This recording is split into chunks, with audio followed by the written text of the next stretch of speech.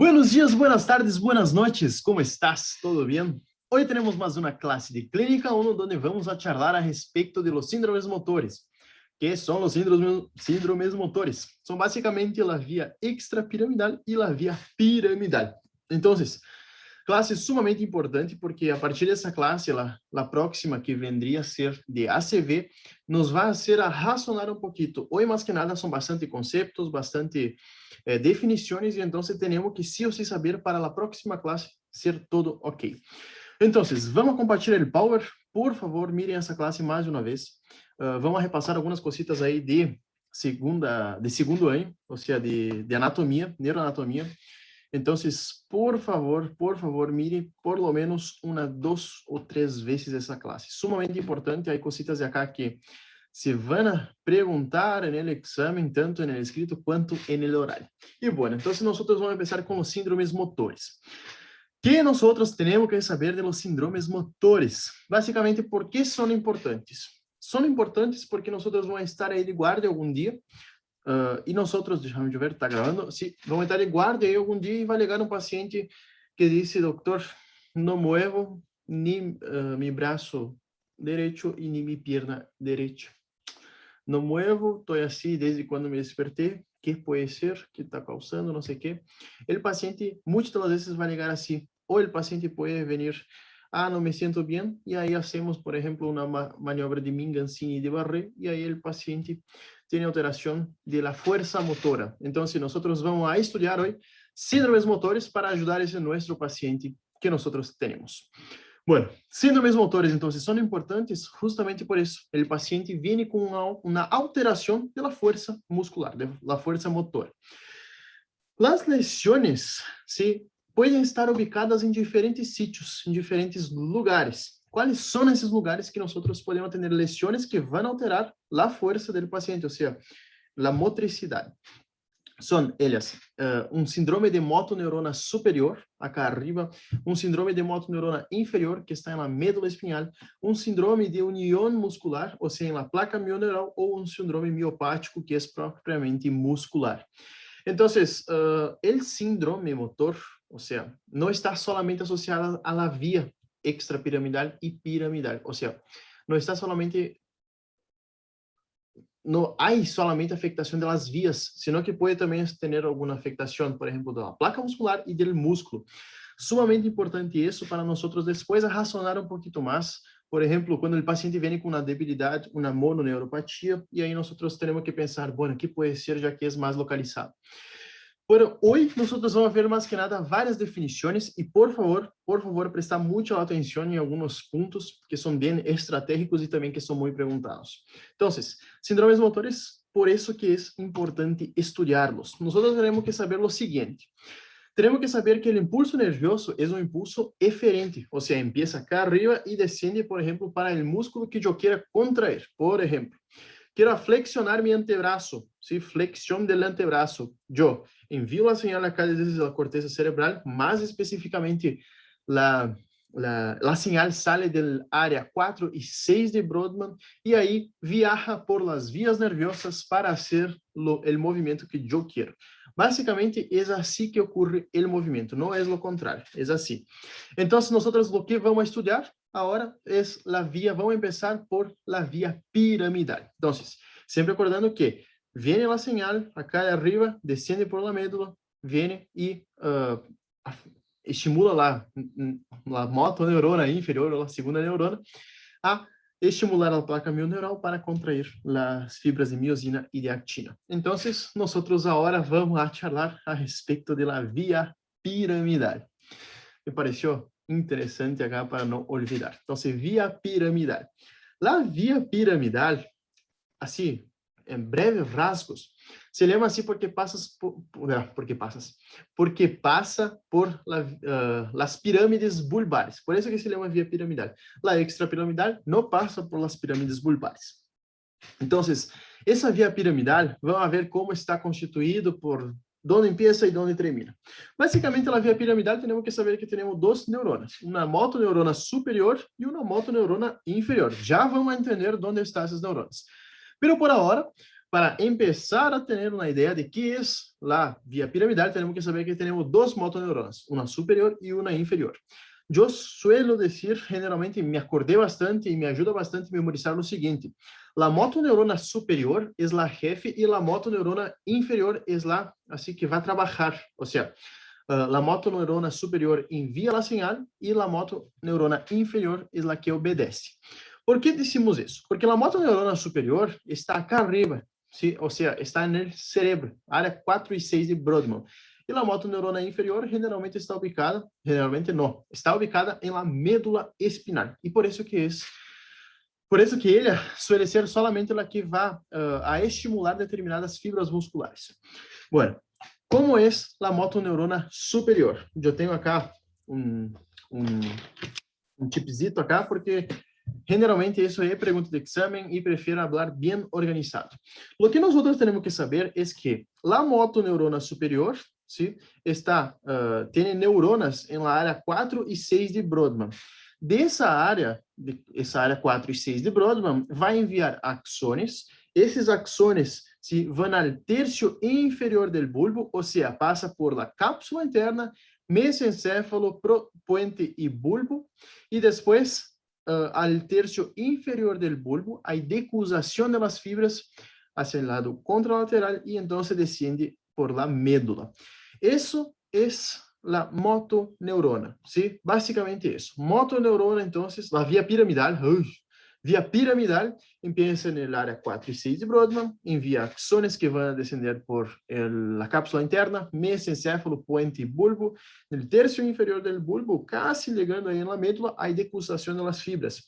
Decusa las fibras y pasa a la médula.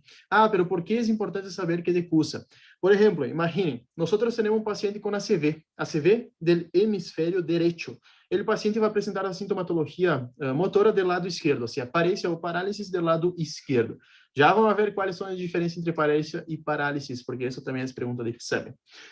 Entonces, ¿qué es importante saber? Empieza a área 4 y 6, axones, desciende por la cápsula, mesencéfalo, puente y bulbo, decusa, desciende y va hacia la médula. Bueno, em la médula, gente, que é importante saber? Em la médula temos a segunda motoneurona, ou seja, a segunda neurona, ou a motoneurona inferior. A motoneurona inferior. Em la motoneurona inferior, você vai comunicar esses axones, se comunica com a motoneurona inferior, que está acá, e então envia outros axones que vão à placa muscular, ou seja, a placa mioneural, acá está mais sencillo. Então, chega a motoneurona inferior, envia axones que se conectam com a placa motora ou a placa mioneural, e essa placa mioneural é quem vai estimular o músculo, ou seja, vai estimular o músculo a contrair ou a relaxar, e isso vai ser com que ocorra o movimento. Essa é a via piramidal, motoneurona superior e inferior. Depois, nós vamos já ver a via extrapiramidal. Pero temos que saber não somente isso, ¿sí? La vía es importante saber onde estão as neuronas, ou seja, está no encéfalo e bulbo, e depois, motoneurona inferior está ubicada na médula. Mas especificamente onde está, no asta anterior da médula espinal, ¿sí? Basicamente, aí está ubicado la motoneurona inferior. Então, esse era meu tipzito para deixar mais sencillo. Então, área 4 e 6, envia axones, descende por cápsula, mesencéfalo, bulbo, puente, bulbo, decusa, médula se conecta com a motoneurona inferior, ou segunda neurona. Essa segunda neurona envia axones, esses axones conectam à placa mioneural, músculo contrai ou relaxa e hace o movimento que nós enviamos desde acá arriba. Basicamente é assim, de maneira bem sencilla e bem resumida. Bueno, então, por que é importante estudar tanto essa via? Porque é frequente que os pacientes se apresentem, por exemplo, com paresia, parálisis, pode ser solamente de um membro superior ou de um hemisfério, ou seja, uma hemiparesia, uma hemiparálisis, ou seja, uma hemiplegia. Então, é sumamente importante entender que as fibras decusam no terço inferior do bulbo, porque, por exemplo, vem com a afectação direita, sabemos que, ou seja, afectação de los miembros derechos, sabemos que a lesión está del lado izquierdo. Bueno, vamos seguir, ¿sí? Porque esa es una clase bien completa y sí, bastante completa y también está bien, como puedo decir, hay bastante contenido. Entonces, no vamos a perder mucho tiempo y vamos a seguir. Bueno, el eje básico de la regulación motora. Esse é basicamente como controla como essa motoneurona superior está integrada com outros segmentos de nosso corpo. Por quê? Temos que saber que esse sistema de la via piramidal ou esse sistema córtico-espinal também é a mesma coisa, conecta as áreas motoras primárias. Ou seja, esse sistema está integrado todo lá, motoneurona superior, motoneurona inferior e lá unidade motora. Integra esses três para ocorrer, para ser o movimento, qualquer contracção ou relaxação muscular. Se há lesión em la motoneurona superior, inferior ou em la unidade motora, nós vamos ter uma alteração de la fuerza, ou seja, vamos ter plejia ou parecia. É distinto. Parecia é quando o paciente perde força e plejia é quando já não mueve mais. Essa é a diferença. Bueno, então, lesión em motoneurona superior, inferior e unidade motora, nós vamos ter pérdida de força. A su vez, quando nós, por exemplo, enviamos uma señal, ¿sí? Por exemplo, eu quero agarrar essa botella. Bueno, imaginem, se eu não tenho coordenação, controle a respeito de la fuerza, de quanto eu vou mover o miembro para agarrar essa botella, eu posso ou bater ou apertar muito, se é, por exemplo, vidro, eu quebro em minha mão. Então, tem que ter regulação, tem que ter ou seja, tem que ser regulado. Equilibrado, movimento sinérgico equilibrado. Então, quem controla isso? O cerebelo e os gânglios basales. Então, o sistema córtico-espinal está regulado por outros sistemas complexos, como o cerebelo e os gânglios basales, que se há lesão no cerebelo e nos gânglios basales, nós vamos ter a pérdida de, não há pérdida de força, há alteração da coordenação. ¿Sí? Então, cerebelo, gânglios basales controlam e coordenam. Se eu tenho lesão no cerebelo, eu tenho uma incoordenação para realizar o movimento. Ou seja, não vou agarrar de maneira perfeita, se por dizer, senão que eu vou ter uma incoordenação, pateio e cai, rompe todo. Basicamente é assim. Isso é o sistema córtico-espinal ou a via piramidal. Une as três, a motoneurona superior, inferior e unidade motora, e que a su vez, está controlado por el cerebelo e os gânglios basales. Se afeta as motoneuronas, perda de força, ou músculo, perda de força. Se afeta gânglios basales e cerebelo, eu tenho uma alteração na coordenação. Bem sencillo, bem fácil, eu creio que mais que isso, não há como ser mais sencillo que isso. Bueno, nosotros entonces tenemos dos motoneuronas, una superior y una inferior. ¿Y por qué tenemos que diferenciar si la afectación es motoneurona superior o inferior? Básicamente por la ubicación, ¿sí? Motoneurona superior está arriba, o sea, si yo tengo sospecha que el paciente tiene una afectación en la motoneurona superior, voy a pedir un ataque de cerebro. E se eu tenho indícios, eu tenho características de motoneurona inferior, eu vou pedir não do cérebro, sino que de la médula espinal. Basicamente, é por isso que há que diferenciar. Porque temos que saber que vamos pedir e aonde vamos pedir os estudos de nosso paciente, se é um ataque, se é uma ressonância. Então, por isso que temos que diferenciar se é superior ou inferior. Superior, então, vamos ver se a lesão está na corteza cerebral ou hasta mesmo no bulbo raquídeo, e na médula espinhal, nós vamos mirar se há lesão de la motoneurona inferior. Simple, mais que isso, não há que fazer. ¿Sí? Então, quais são as diferenças que nós temos que saber quando um paciente tem síndrome de motoneurona superior ou síndrome de motoneurona inferior? Já les dou uns exemplos, ¿sí? Relacionados com síndrome de motoneurona superior e inferior, para que tenham assim, para, por exemplo, pensar e não somente quedar memorizando tudo isso. Exemplo de causa de síndrome de motoneurona superior, ACV isquêmico ou ACV hemorrágico. ¿Sí? Bem sencillo agora, depois vamos agregar algumas outras causas. Exemplo de síndrome de motoneurona inferior, lesões traumáticas medulares. Tuvo um acidente de auto, a vértebra se deslocou, ou seja, tuvo uma luxação vertebral ou até mesmo uma fratura vertebral. Essa fratura vertebral, acuérdense que passa o conductor raquídeo na vértebra e então tuvo una fractura vertebral, rompió el nervio, síndrome de motoneurona inferior. Sí, básicamente, bien sencillo, son dos causas que no hay como olvidar. ¿Por qué es importante, entonces? ¿Cuáles son las diferencias? Y la importancia ya hablamos, que es a respecto del ataque y de la resonancia magnética. Pero, ¿cuáles são as diferenças? Porque essa é a pergunta de exame. Diferencia entre um síndrome de moto, eita, quase derrubei, motoneurona superior e inferior. Basicamente, vamos ter em la motoneurona superior, vamos ter leve atrofia, não há fasciculações, o tono é espástico. Espástico quer dizer que tem uma força de resistência, muita força de resistência. Distribuição de la debilidade é regional. Los reflejos osteotendinosos estão há hiperreflexia. Reflejos cutâneos não há, e signo de Babinski há. Bueno, entonces, motoneurona superior, yo pienso, la lesión está allá arriba, una CV, por ejemplo. ¿Cómo yo voy a ver mi paciente con lesión de motoneurona superior? Primera cosa es espasticidad, ¿sí? El paciente, nosotros, por ejemplo, imaginen que tuvo una CV, nosotros vamos a tentar, obviamente que después de algunos días eso va a pasar. Ya les explico qué pasa. Bueno, paciente tuvo una CV, yo voy a tentar ahí a extender el brazo, me deparo con una resistencia al extender el brazo, el miembro afectado, o sea, del lado derecho, lesión del lado izquierdo, del lado derecho.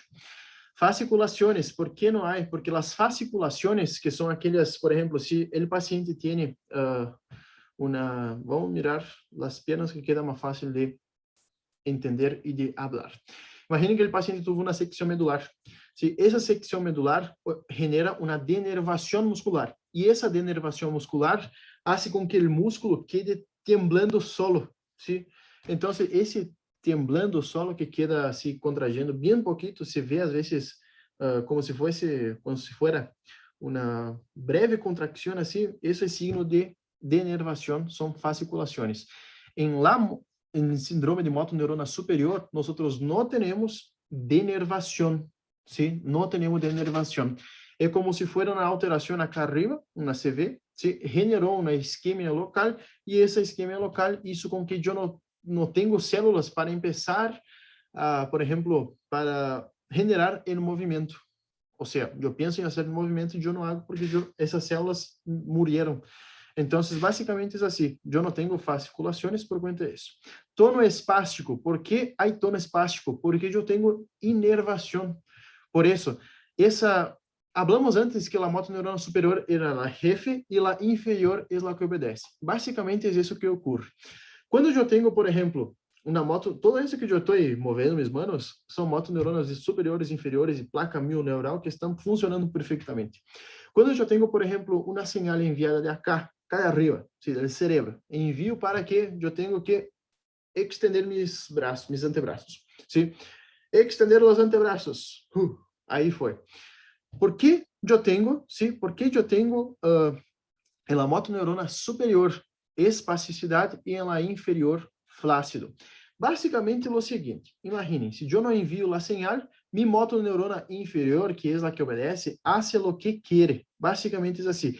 Entonces, un mecanismo que ella utiliza muchas das veces, principalmente del miembro superior, es la flexión del antebrazo sobre el brazo, y el brazo queda apoyado, queda bien cerca de la caja torácica. Es eso lo que hace la motoneurona inferior cuando nosotros tenemos, por ejemplo, una ACV. Ojalá nunca vamos a tener, pero si, por ejemplo, pasa un paciente que ya tuvo una ACV, es característico ese paciente tener, en los estadios iniciales, ahí después de algunas semanas, va a tener el antebrazo flexionado sobre el brazo y el brazo está pegado al cuerpo.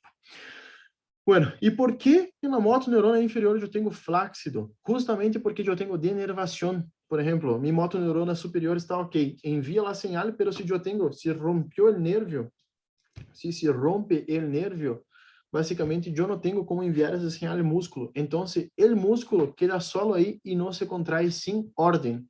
Por eso que cuando yo tengo motoneurona inferior, el tono va a ser flácido y lleva a una atrofia intensa en pocas semanas o meses, ¿sí? Eso es bien característico. Los pacientes que tienen motoneurona superior afectada generalmente la atrofia es leve y la atrofia en la motoneurona inferior, por cuenta de la denervación, no contrae el músculo, ocurre una atrofia intensa, o sea, la atrofia se debe a la falta de contractilidad muscular. Também, só para ter uma ideia de quão atrófico que é, os pacientes que, por exemplo, tiveram alguma fractura, vocês mesmos que, se tiveram alguma fractura, podem perceber que quando eu quedo imobilizado, por exemplo, o antebraço deixei imobilizado, um mês, 30, 45 dias, os músculos começam a atrofiar-se. E essa atrofia é por desuso, ¿sí? É característico de uma motoneurona inferior. Somente um exemplo. Bueno, motoneurona inferior. Sí, eu tenho fasciculações, porque as fasciculações são características da denervação. Tono flácido, já falamos. Distribuição da debilidade, generalmente é distal e segmentar. O que eu quero dizer com isso? Se eu tenho, por exemplo, uma lesão a nível de T5, eu generalmente vou ter todo o segmento inferior afetado. Ou seja, se eu tenho uma secção medular a nível de T5, provavelmente meu paciente vai ter paraplegia, ou seja, não vai mover as pernas. Bueno, reflejos osteotendinosos hiporreflexos ou hasta mesmo arreflexia. ¿Por que passa isso?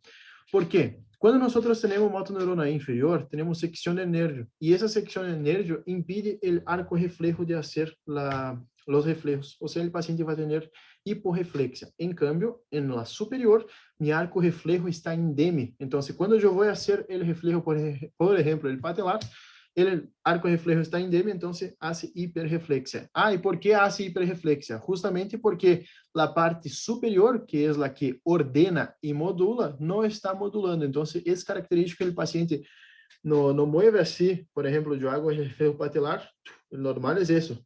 E quando eu hago, que tem um paciente com síndrome de motoneurona superior, por uma CV, eu hago e tomo. E é hiperreflexia. O reflejo é mais amplo. E não há signo de Babinski em la motoneurona inferior. Síndrome de motoneurona inferior. Parece ser muita coisa, mas essa tablita nos hace entender muito de lo que passa com nosso paciente e também nos hace razonar por que algumas coisas ocorrem.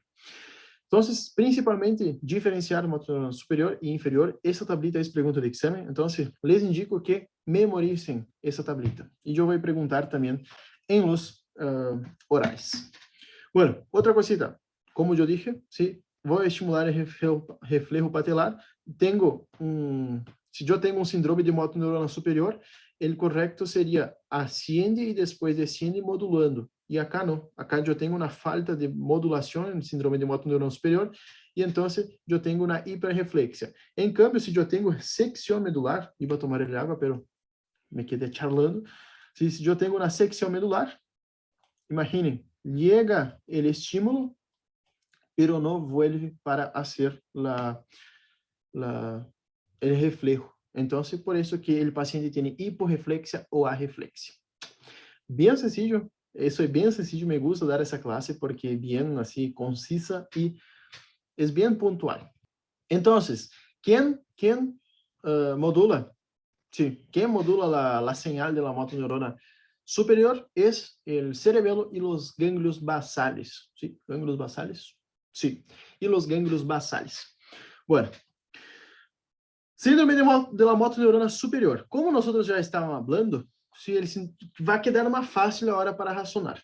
O síndrome da motoneurona superior, então, há algumas características que nós devemos saber. Síndrome de motoneurona superior, a afectação da motoneurona superior, ou seja, ali arriba está a afectação.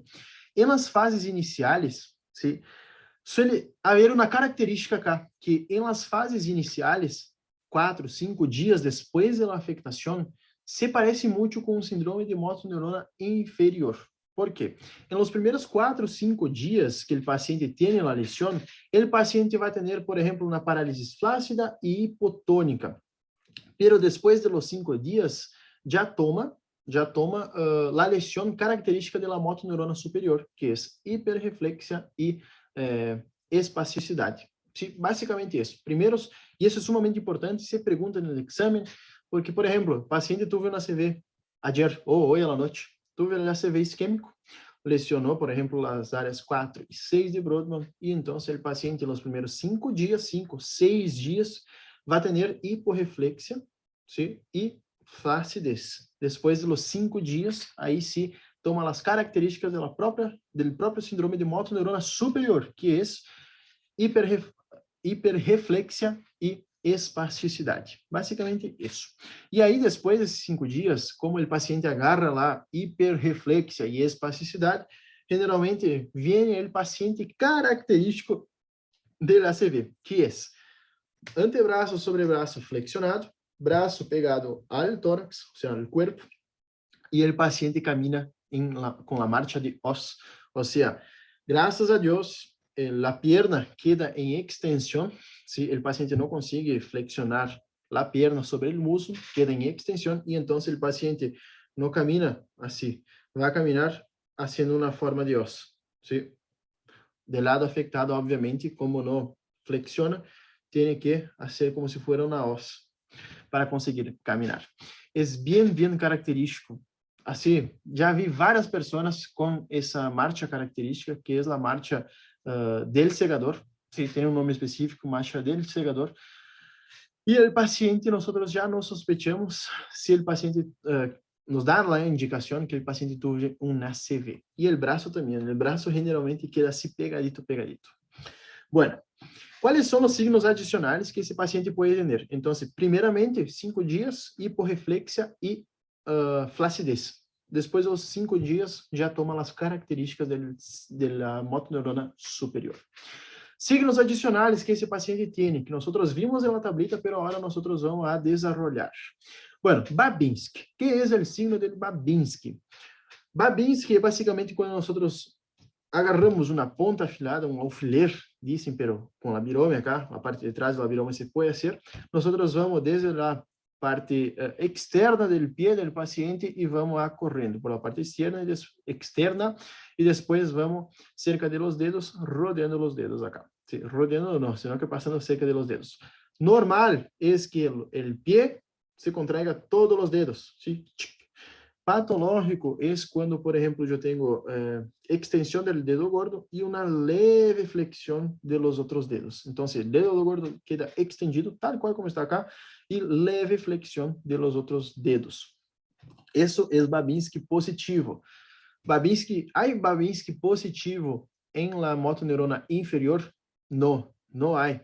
En la motoneurona inferior eu tenho hiporreflexia ou arreflexia. Então, o paciente não tem Babinski positivo. Pero ¿por qué no tiene? Una, no tiene, y es lo más así característico que debemos saber. Una, porque no tiene no tiene el arco reflejo. Y otra, porque no tiene la modulación. Por eso que tiene Babinski. Si tuviera la modulación, todo se contrae, que eso es lo normal. Como no tiene modulación por la motoneurona superior, o sea, por el cerebelo y los ganglios basales, el dedo gordo extiende y leve flexión de los otros dedos. Signo de Hoffman. ¿Qué es el signo de Hoffman? Hoffman es, por ejemplo, cuando nosotros agarramos, ¿sí?, la mano del paciente y empezamos a hacer eso en el dedo, ¿sí? Así, varias veces. El paciente, ¿sí?, empieza a acercar, cada vez que yo hago, él empieza a acercar los dedos índice y el dedo gordo de la mano. Eso es el signo de Hoffman. Clonos. ¿Qué es el clonos? Yo tengo 3 tipos de clono, de mano, pie y de rótula, ¿sí? Clonos de rótula, basicamente são movimentos involuntários que se dão depois que eu estiro um tendão, ¿sí? Por exemplo, miren acá, eu estiro e aí empieza a temblar, assim, empieza a ter micromovimentos. Clonos de pie, eu hago intento flexionar o pé, tal como está acá, e o paciente queda como se fosse um flapping, e o clonos de mano é como se fosse el de pie, pero em la mano, queda assim. Esses são signos característicos de síndrome de motoneurona superior, e ocorre porque eu não tenho a modulação do arco reflejo, ¿sí? Por isso que ocorre. Se eu tiver motoneurona superior indeme, não há clonos nem de rótula, nem de mano, nem de pie. Sí, basicamente isso. Sincinesias. Sincinesias são aquilo que nós vimos em uma outra classe, uma classe anterior. Sincinesias são movimentos que eu hago no lado sano e por falta de modulación, el lado afectado hace igual. O sea, levanto la mano, el lado afectado levanta la mano también. ¿Sí? Sincinesias son movimientos por imitación. Hago del lado sano y el lado afectado repite de manera igual o similar. E os reflejos, sí ou sí, os reflejos profundos vai haver hiperreflexia, porque eu não tenho a modulação, e os superficiais vão estar abolidos. Basicamente é assim. Então, características da motoneurona superior, é importante saber que nos primeiros 4 ou 5 dias, até 6 dias, eu tenho característica da motoneurona inferior, depois dos 5, 6 dias, agarra as características da motoneurona superior. Quais são essas características? Babinski, Hoffman, Clonos, cincinésia e reflejos profundos, hiperreflexia e espasticidade, e superficiais abolidos. Basicamente é isso, e há que sim ou sim saber isso, porque é pergunta de exame. Sempre vão perguntar isso no exame, tanto oral quanto no escrito. Bueno, síndrome de la motoneurona inferior. Essa, já havendo estudado a motoneurona superior, queda mais fácil, porque é basicamente o contrário da motoneurona superior. Por exemplo, vamos mirar acá. Acá, a motoneurona é a motoneurona de la médula que está afectada, ou seja, justamente em la médula espinal, eu tenho a afectação da motoneurona inferior. A apresentação não suele ser hemiplégica, e isso é sumamente importante. Hemiplégica, generalmente, quando está acá arriba, generalmente suele ser monoplegia, e generalmente aparece com parálise de músculos aislados, ou como uma monoplegia ou monoparesia. Sumamente importante. Hemiplegia, já vamos ver a definição, mas temos que nos acordar que hemiplegia é mais característica de motoneurona superior que de inferior. E há uma parálise flácida, porque se eu tenho denervação, não chega o estímulo nem do arco reflejo e nem da motoneurona superior ao músculo. Então, eu tenho flacidez, e essa flacidez, ao decorrer das semanas, já leva a uma atrofia por desuso. Os reflejos estão abolidos, com o passar de los dias, os reflejos siguen abolidos. Não é como em motoneurona superior, abolidos nos primeiros 5, 6 dias e depois hiperreflexia. Não há Babinski, não há Clonos, não há cincinésias e não há Hoffman. Ou seja, todo o que tinha o síndrome de motoneurona superior, não há acá. O motoneurona inferior não tem nada, justamente porque temos uma denervação. Então, só para repassar isso. Lesão de motoneurona superior e de motoneurona inferior. Motoneurona superior, sim? Parálise espástica, hiperreflexia, Babinski positivo, incremento do tono muscular e atrofia por desuso. Parálise flácida, motoneurona inferior, parálise flácida, arreflexia, fasciculações, diminuição do tono muscular e atrofia, sim? A atrofia acá também ocorre por desuso, pero mais por denervação. Basicamente isso é o que há que saber, e sim ou sim há que memorizar essas características. Bueno, quando eu tenho lesão de ambas motoneuronas, isso eu pus estrellita porque já foi pergunta no oral e no escrito também já entrou. É bem característico entrar, por exemplo, no escrito, paciente tem síndrome de motoneurona, dão as características, em los membros superiores tem síntoma de motoneurona inferior, e em los membros inferiores tem síntomas de motoneurona superior. É característico de uma enfermidade. Quando tem afectação de ambas motoneuronas, é ela, esclerose lateral amiotrófica. Se afectou o famoso cientista Stephen Hawking, creio que é o nome do tipo acá. Bueno, la esclerose lateral amiotrófica é uma enfermidade degenerativa, não se sabe a causa e afeta ambas motoneuronas. Mata em poucos anos de evolução e generalmente o paciente apresenta depois dos 50, 60 anos. Então, o caso clínico típico é o paciente sexo masculino, generalmente sexo masculino nos põe, que tem síndrome de motoneurona superior em los membros inferiores e em los membros superiores síndrome de motoneurona inferior. Como eu memorizei ela? Eu memorizei que membros inferiores é o contrário. Então, motoneurona superior e membros superiores têm características de motoneurona inferior.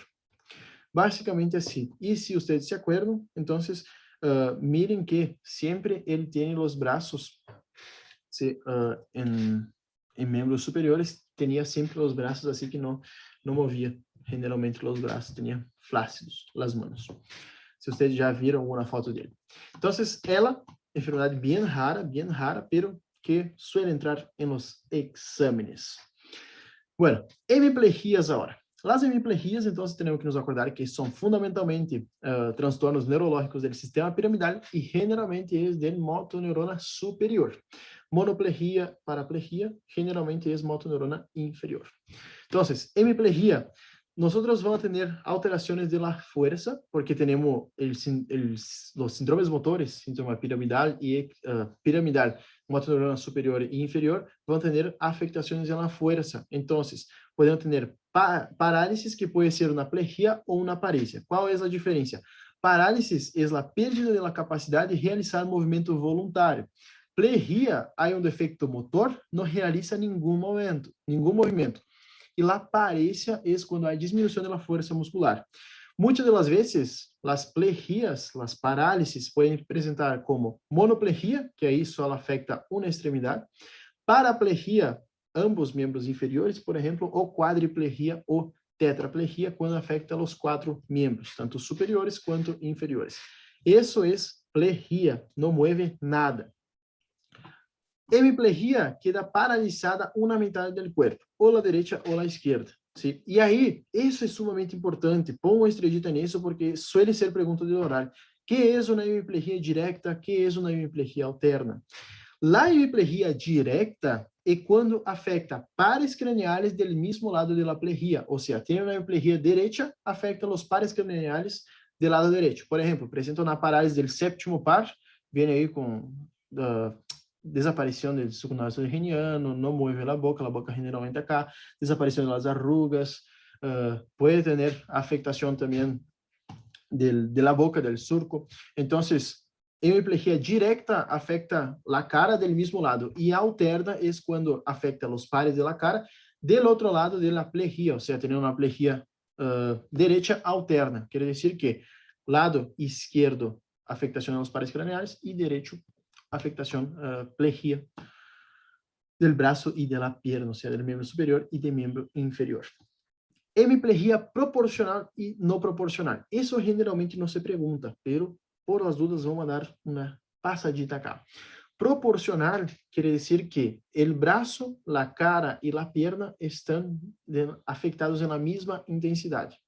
O sea, por ejemplo, si yo hago un test de fuerza entre mi miembro superior y inferior, tiene el déficit de fuerza igual. Si yo, por ejemplo, tengo una hemiplegia no proporcional, es que, por ejemplo, el paciente consigue contraer, apretar mi mano más fuerte que en el test de fuerza del miembro inferior. O sea, el defecto motor predomina en algunos de los segmentos. Básicamente es eso, pero eso generalmente no se pregunta. Pero lo que pregunta es hemiplegia directa, que es, y hemiplegia alterna. Paraplegias. Paraplegias es la parálisis simultánea de ambos miembros inferiores. Nosotros vamos a tener la paraplegia espástica, paraplegia flácida radicular o polineurítica, paraplegia por hipopotassemia y paraplegia del síndrome cordonal posterior. Cuando el paciente tiene paraplegias, temos que nos acordar que paraplegias generalmente são causadas por afectações de la motoneurona inferior. Então, as paraplegias espásticas é quando o paciente tem afectação da motoneurona superior e tem espasticidade do músculo. Paraplegia flácida, quando tem flacidez, como o próprio nome disse, e está afetada a motoneurona inferior. Paraplegia flácida radicular ou polineurítica é quando eu tenho uma afectação neuronal. Paraplegia por hipopotassemia, que passa? ¿Sí? A hipopotassemia genera uma alteração da membrana, ou seja, da membrana celular. E quando eu tenho hipopotassemia, eu tenho alteração desse umbral, e então o paciente, muitas das vezes, por esse transtorno hidroeletrolítico, pode ter, não consegue mover as pernas porque alterou o umbral para ocorrer a contracção muscular. E então, solamente corrigindo esse transtorno de la hipopotassemia, o paciente já melhora. Y paraplegia por síndrome cordonal posterior, eso es sumamente preguntado y yo puse en la clase Plus a respecto del síndrome cordonal posterior. Entonces, 5 grupos de causas, la espástica, flácida radicular, hipopotasêmica e síndrome cordonal posterior. Generalmente pergunta causas de paraplegia, ¿sí? Y hay que acordar por lo menos de algunas, ¿sí? No de todas, solamente unas 3, ya está bien. Acuérdense de la hipopotasemia, ¿sí? Solamente corrigindo el potasio sérico, la paciente ya mejora. Generalmente suele ser paciente sexo femenino. Quadriplegia. ¿Qué son cuadriplegia? Cuadriplegia, ¿sí? Son cuando el paciente no mueve los miembros superiores e inferiores. Primera cosa que hay que hacer es medir el potasio, porque puede ser una cuadriplegia espástica o hipertónica, síndrome motoneurona superior, o puede ser una cuadriplegia flácida. Bueno, sí o sí midan el potasio cuando el paciente viene con cuadriplegia súbita, porque puede ser solamente con la corrección de potasio adecuada el paciente ya mejora. Obviamente que va a tener signos y síntomas de hipopotasemia, pero acuérdense, por favor, de eso. Sí o sí hay que pedir potasio en esos pacientes que presentan déficit neurológico súbito. Potasio no, sino que iones plasmáticos. Entonces, cuadriplegia, parálisis de miembros superiores y inferiores. Monoplegias. Es, por ejemplo, que el paciente no puede mover un miembro, o sea la pierna o el brazo. ¿Cuál es la causa? Síndrome de motoneurona inferior. Y cuando nosotros vamos a estudiar un paciente, por ejemplo, que tiene alguna afectación, tenemos que sí o sí saber esa imagencita porque es sumamente importante. Ustedes van a utilizar esa imagen hasta el próximo año, o sea, hasta sexto. ¿Por qué? Dependiendo del área afectada, de la lesión, sí, nosotros vamos a tener distinta sintomatología. Por ejemplo, si el paciente tiene una afectación en la área motora, el paciente se presenta generalmente con monoplegia. Si la lesión es un poquito más abajo en la cápsula interna, por cuenta que las fibras se acomodan, se unen mucho, afecta generalmente más fibras, no es solamente en la área motora que está un poquito más disipado.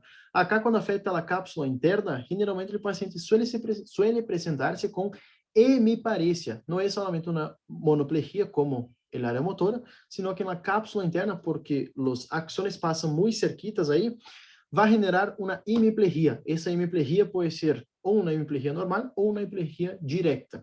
Si, por ejemplo, la lesión es en mesencéfalo, el paciente va a presentar el síndrome de Weber. Si es en la protuberancia, es Gubler. Y si es en el bulbo, Jackson.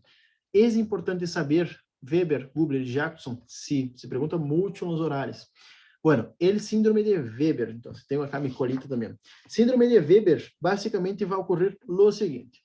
Va a ocurrir hemiparesia contralateral a la lesión y va a afectar el tercer par, el músculo, el tercer par, que es el motor ocular común. O sea, va a tener, si tiene afectación del tercer par, tiene ptosis palpebral, el ojo va a estar desviado hacia afuera y hacia abajo. Síndrome de Gubler. Síndrome de Gubler va a producir hemiparesia, todas tienen hemiparesia contralateral. Entonces, hemiparesia contralateral, o hemiplegia, hemiparesia contralateral, y el síndrome de Gubler, miren acá una cosita, afectó hemicara, ¿sí? Afecta el séptimo par y el sexto par, o sea, si tiene afectación del sexto par, el ojo va a estar desviado hacia adentro.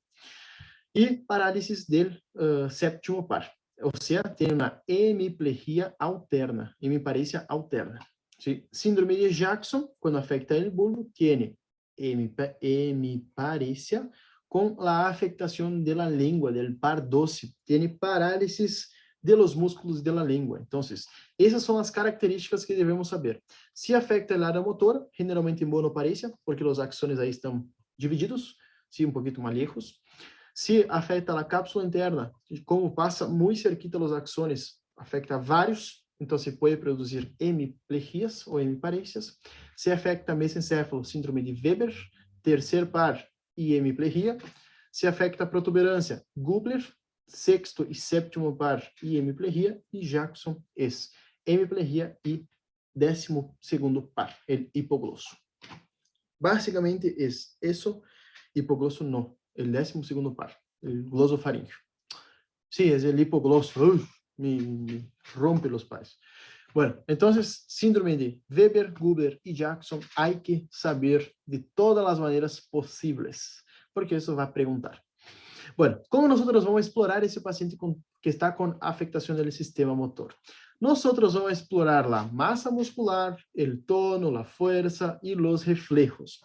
Básicamente, es bien sencillo la evaluación, ¿sí? A partir de nuestra sospecha si es motoneural superior o inferior, nosotros vamos a evaluar nuestro paciente.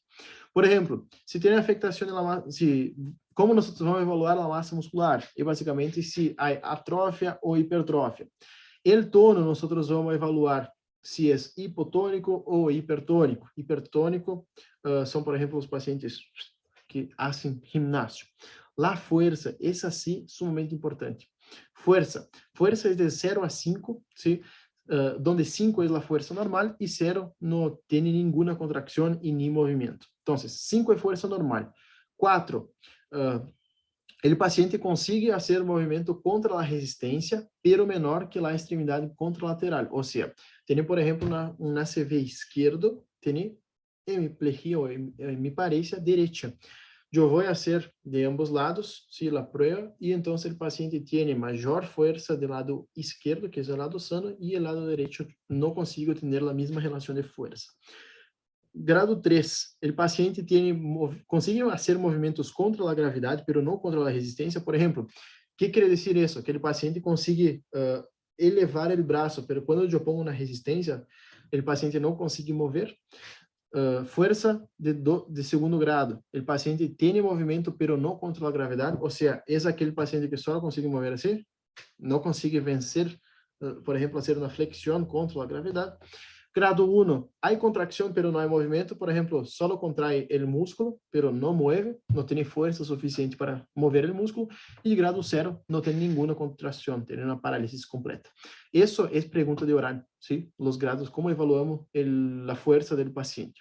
Y los reflejos es cuando es 0 y 4 cruces. 0 donde hay arreflexia, una cruz hiporreflexia, 2 cruces reflejos normales, 3 cruces hiperreflexia y 4 cruces es clonos. Sí o sí, essas dos tablitas hay que saber porque se pregunta en los orales. Sí o sí.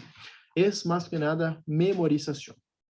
Y bueno, ahora vamos entonces para la vía extrapiramidal. Vía piramidal, saber síndrome de motoneural superior e inferior, cómo evaluamos la masa, el tono y la fuerza y los reflejos. Básicamente eso. En la vía extrapiramidal es un poquito más complicadita, pero vamos a tratar de facilitar. La vía extrapiramidal, básicamente, está constituida por los axones que no forman parte de la vía piramidal, o sea, es extrapiramidal, nos pasan por las pirámides bulbares y que descienden desde el encéfalo hacia la médula espinal.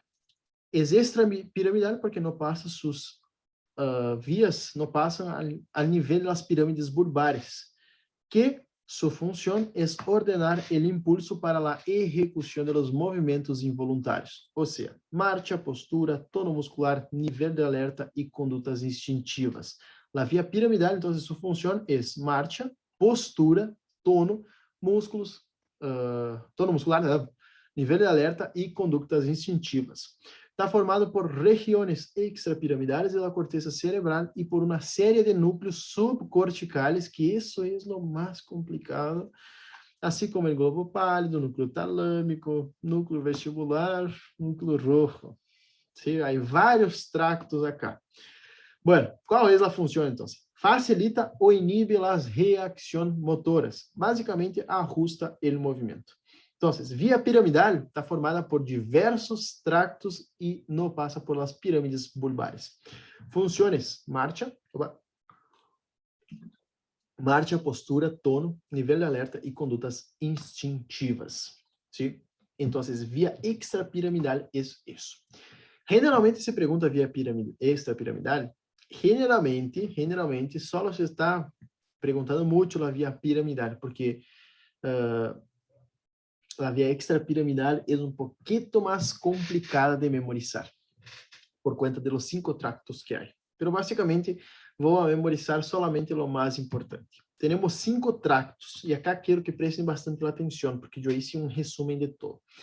El tracto rubroespinal, tectoespinal, vestíbulo espinal, retículo espinal e oligoespinal. El rubroespinal se controla as atividades sobre os músculos flexores de los miembros, sendo excitador para as neuronas motoras desse músculo. El tracto tectoespinal, responde al giro de la cabeça ante estímulos auditivos e visuais. Ou seja, ele vai olhar e eu giro a cabeça. Tracto vestíbulo espinal recebe informação do sistema labiríntico via vestibular e cerebelo e estimula as motoneuronas flexoras e inibe as extensoras. Tracto retículo espinal influi no movimento voluntário, atividade refleja e tono muscular. Sua função é estimular as motoneuronas extensoras e inibir as flexoras. E o tracto oligoespinal é responsável por la coordenação de los movimentos de la cabeza, el cuello y los miembros superiores del lado opuesto. É dura essa parte. Eu sou bem sincero. É duro. A veces, isso se pergunta. Por lo que eu vi, assim, de 50 pessoas vamos poner, perguntou assim a 5, 6 como muito. É raro de perguntar isso. ¿Sí? Então, minha opinião sobre isso. Memoricem solamente as coisas mais pontuais que hace cada tracto. Que temos 5 tractos, sí ou sí hay que saber. Sí o sí, eso es fundamental, pero la función de ellos generalmente no se pregunta. Pero bueno, sería lo más importante, pero muchas de las veces no se pregunta. ¿Cuáles son las funciones de la vía extrapiramidal? Entonces, como ya leemos todo eso, la función se resume en 3 tópicos. Una, mantener la postura y el equilibrio cuando se realizan movimientos voluntarios, controlar os movimentos associados ou involuntários e o controle automático do tono muscular. Eu ódio extrapiramidal, sim, com toda a minha força. Não é que ódio, é que eu não tenho muita afinidade. Ele piramidal é mais tranquilo, bem razonável, pero ele extrapiramidal só há que acordar basicamente que está relacionado com postura, equilíbrio e tono muscular, sim. Então, nosotros cuando tenemos el síndrome extrapiramidal, que es un síndrome, es cuando tenemos afectación, compromiso de los ganglios basales y sus conexiones. O sea, ganglios basales y conexiones. Va a causar, cuando tenemos una afectación de los ganglios basales, como vimos antes que los ganglios basales eran y el cerebelo eran los que coordinaban el movimiento, tenemos trastorno del movimiento, trastorno del tono y trastorno de la postura. Entonces, para não quedar tão flojo, ¿sí? La vía piramidal, extrapiramidal, não passa por las pirâmides bulbares del bulbo, ¿sí? Y está hecha por 5 tractos: el rubroespinal, tectoespinal, vestíbulo espinal, oligoespinal y retículo espinal, ¿sí? 5 tractos. ¿Cuál es la función de la vía extrapiramidal? Es postura, equilíbrio, movimentos voluntários e involuntários e controle del tono, postura, tono y equilibrio. Y si tenemos una afectación en los ganglios basales y en los tractos, ¿sí? Tenemos trastorno del movimiento, del tono y de la postura. O sea, vamos a tener, si tenemos síndrome extrapiramidal, vamos a tener afectación del tono, postura y movimiento. ¿Sí? Tono, postura y movimiento. Básicamente eso. Bueno, a diferencia del síndrome piramidal, ¿sí? Del síndrome piramidal, es un poquito más así, la parte más difícil de extrapiramidal es a respecto de los tractos. Pero después, cuando nosotros nos ponemos a pensar, queda un poquito más sencillo porque las afectaciones que están relacionadas con el síndrome extrapiramidal van a ser, por ejemplo, temblor, corea, balismo, mioclonía y tics. Nosotros vamos a ver cada uno de ellos ahora. Entonces, temblor, la corea, el balismo, ¿sí? Pongo acá GIFs para que tengo una idea de qué es. Temblor, cuando tiembla. Corea, balismo, las mioclonías, acá se puede ver la mioclonía, y los tics, ¿sí? Miren el tic, ahí salió el tic, y acá otro tic, ¿sí? Eso es tic, mira. Ahí salió. Entonces, los trastornos del movimiento están relacionados con síndrome extrapiramidal. Síndrome piramidal era motor superior, inferior y afectaciones neuromusculares, podemos ahí poner. Y el síndrome extrapiramidal van a tener temblor, corea, balismo, mioclonía y tics principalmente. Vamos a cada uno de ellos entonces. Temblor. ¿Qué es el temblor? El temblor es un movimiento involuntario, oscilatorio, rítmico, de amplitud y frecuencia regular. ¿Por qué yo puse la definición completa? Porque eso se pregunta mucho. Temblor es muy preguntado en los exámenes y se pregunta la definición. Entonces, pongo por las dudas. En realidad, pongo porque yo sé que eso va a preguntar. Entonces, temblor es un movimiento involuntario, oscilatorio, rítmico y de amplitud y frecuencia regular. La lesión, ¿dónde está? En el núcleo caudado o en el putamen. ¿Y cuáles son los tipos de temblor? Tenemos el temblor en reposo o estático, que es aquel temblor que generalmente el paciente presenta cuando está en reposo y generalmente cuando el paciente hace un movimiento deja de temblar. Tenemos el temblor de acción. El temblor de acción o postural generalmente aparece cuando el paciente se mantiene en una determinada postura. Generalmente en el gimnasio, cuando se hace, por ejemplo, la isometría, que nosotros quedamos así con las piernas y ahí empieza a temblar las piernas, eso es temblor de acción. Y el intencional es cuando, ese es el más fácil, es cuando, por ejemplo, el paciente va a hacer un movimiento o nosotros mismos vamos a hacer un movimiento y girar la mano, agarrar algo y en el movimiento dispara el temblor. O sea, cuando mueve, empieza el temblor. Esos son los tres tipos de temblor que hay que saber: de reposo, de acción y intencional. Bueno, ¿cuáles son las causas? Generalmente las causas de los tres, hay dos causas que son muy comunes, que es, por ejemplo, la enfermedad de Wilson, sirve para todos. En el temblor postural y en el temblor de intención, vamos a tener, por ejemplo, las afectaciones cerebelosas en ambos. Y en el temblor de reposo, un característico es el Parkinson. ¿Sí? El Parkinson tiene el temblor en reposo y que generalmente simula en contar a monedas, si el paciente queda así con la mano. Eso es característico del temblor de Parkinson, temblor de reposo. Pero muchas de las veces, temblor postural o de acción puede ser por intoxicación por alcohol, por tóxicos como mercurio, ¿sí? Y el intencional es, por ejemplo, con fármacos que pueden generar, por ejemplo, depresión de iones. Eso. Corea. ¿Qué es la Corea? La Corea son sacudidas rápidas e irregulares, involuntarias, sin propósito definido, en cualquier parte del cuerpo, principalmente en los segmentos distales. Esa es la marcha coreica. ¿Sí? Generalmente son de pequeña o mediana amplitud, desaparece con el sueño, sumamente importante. Temblor desaparece con el sueño. Suelen preguntar esa pavadita ahí, si desaparece o no con el sueño temblor. Y desaparece sí. Uno de los únicos que no desaparecen con el sueño es el balismo. Balismo sí es terrible, que ya van a ver. Creo que es el próximo. Entonces, son sacudidas rápidas e irregulares, involuntárias, sem propósito definido, em qualquer parte do corpo, principalmente em segmentos distales de pequena e mediana amplitude.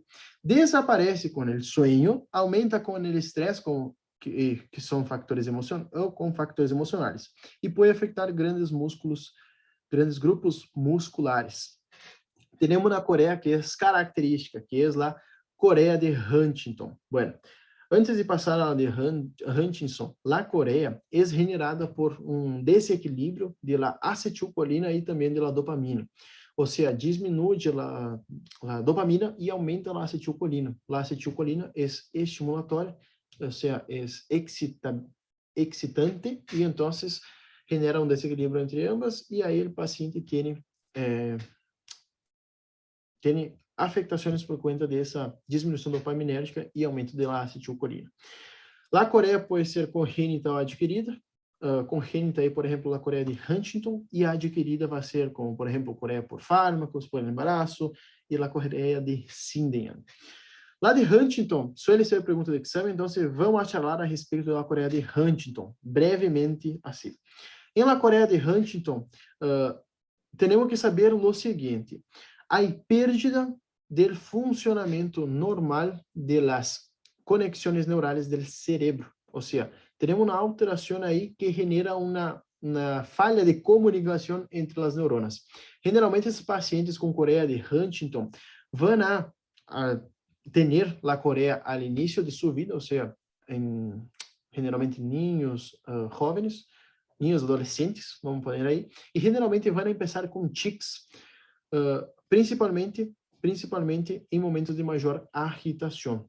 E vão aumentando esses tics hasta que chega a um ponto que essa Coreia de Huntington, o paciente vai ter afectação de la cabeça e de las extremidades junto, ou seja, empieza em um ponto determinado, generalmente quando ele está fazendo algum exercício, e depois, por exemplo, jogando, brincando aí na calle, ¿sí? Jogando pelota e futebol, e depois são progressivos, e então vai estender a cabeça, ao cuello e às extremidades.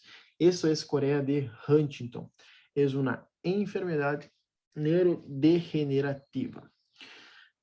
Bueno, neuroprogresiva. Balismo. ¿Qué es el balismo? Balismo es una corea, pero es un tipo de corea. ¿Sí? Es una corea unilateral, hemicorporal.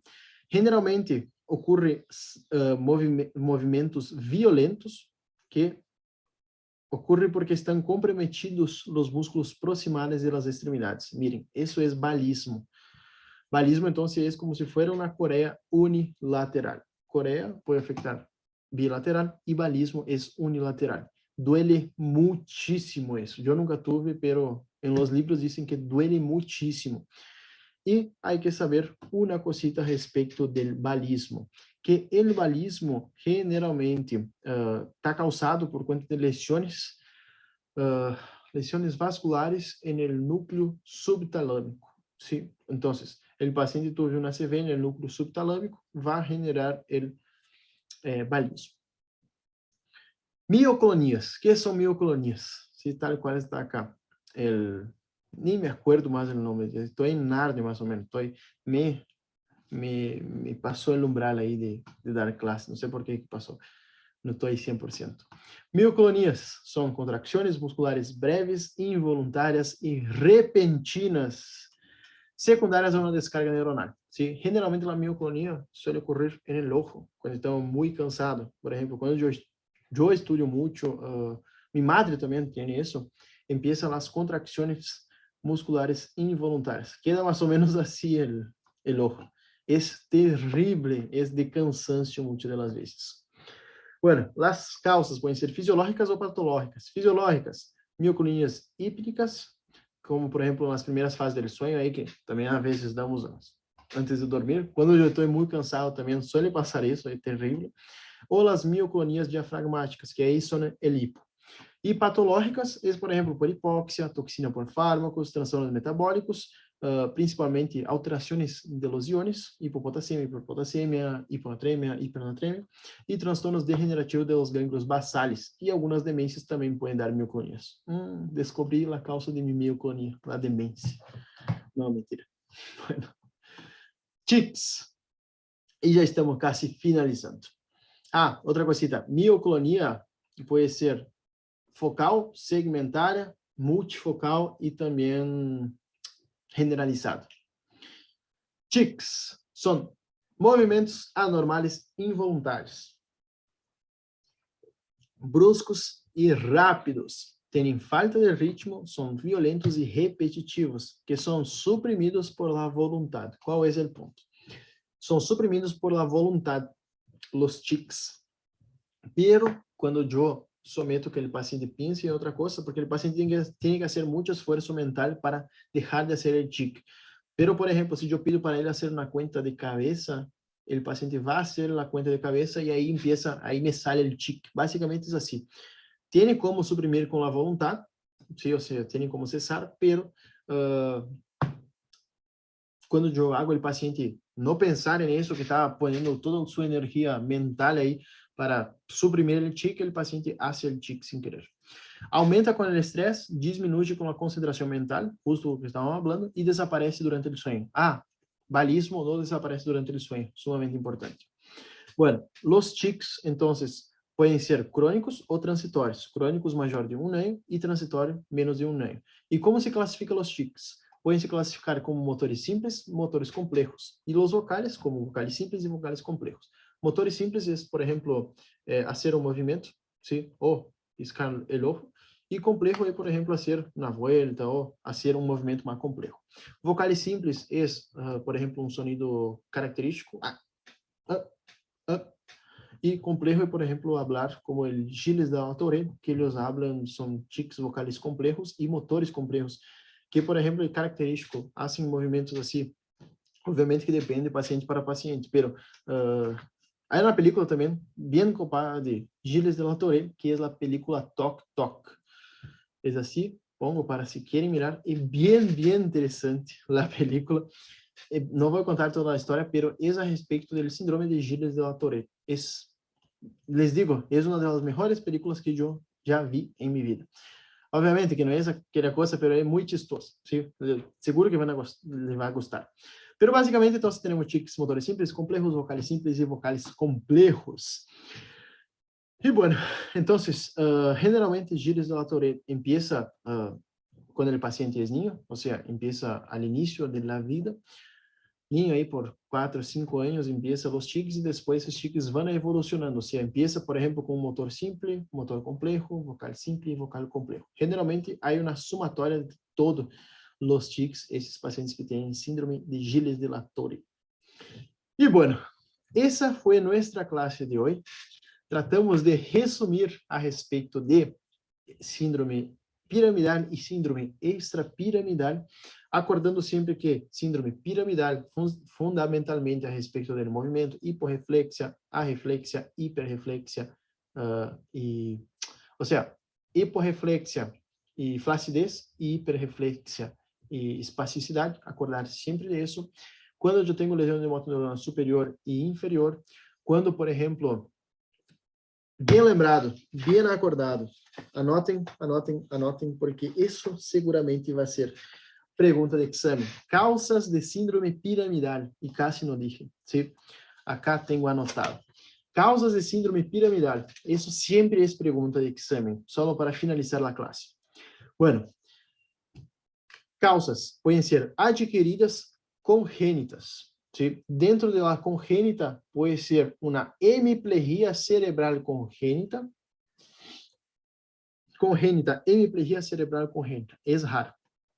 Y adquirida puede ser traumatismos de cráneo, lesiones vasculares, que ahí entraría, por ejemplo, lesiones por hipertensión, aterosclerosis, aneurismas, puede ser también por essas adquiridas podem se classificar em hemorrágicas ou isquêmicas. Hemorrágicas vão ser, por exemplo, hipertensão, aterosclerose e aneurismas. Por exemplo, quando tem um pico de hipertensão, pode romper um vaso e pode ser uma hemorragia local. Qual é o ponto de ACV, gente? Isquêmico e hemorrágico. O isquêmico suele ser um pouquinho mais tranquilo que o hemorrágico. Por quê? O isquêmico generalmente ocorre a oclusão de um vaso. Pensem como se fosse uma oclusão coronária, ocluye o vaso e aí a isquemia de uma determinada porção. Casi sempre não é assim, não afeta as artérias maiores, generalmente afeta umas artérias aí bem características, pero e não são tão grandes. Pero sí ou sí originam a isquemia.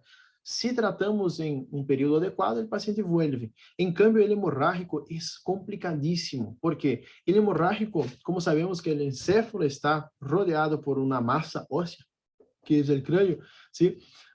Lo que pasa es lo siguiente, empieza el sangrado ahí adentro del cerebro, ¿sí? Entonces, esse sangrado empieza a comprimir, empieza a crecer, e empieza a comprimir o cérebro. E aí essas outras regiões que estão sendo comprimidas, há uma afectação vascular, comprime principalmente a vasculatura e aí genera isquemia nessas outras áreas. Por isso que é mais grave o hemorrágico que o isquêmico. Então, puede ser adquirida hemorrágica o isquémica o lesiones compresivas, como por ejemplo puede generar síndrome de motoneurona, síndrome piramidal, por ejemplo, tumores benignos o malignos y gliomas y quistes del sistema nervioso central. Quistes, que le gusta mucho un docente, neurocistis cercosis, que es ocasionada por comer el chancho crudo, ¿sí? Entonces, puede generar ahí una neurocistis cercosis e aí esse quiste vai crescendo, crescendo, comprimindo as áreas e generando déficit motor, déficit de habla, afasia, ¿sí? E, bueno, basicamente isso. Então, quais são as causas de síndrome piramidal? Es causas congênitas e adquiridas. E com isso finalizamos essa classe. Gracias por tu atenção, muitas bendições e nos vemos na próxima classe. Adiós.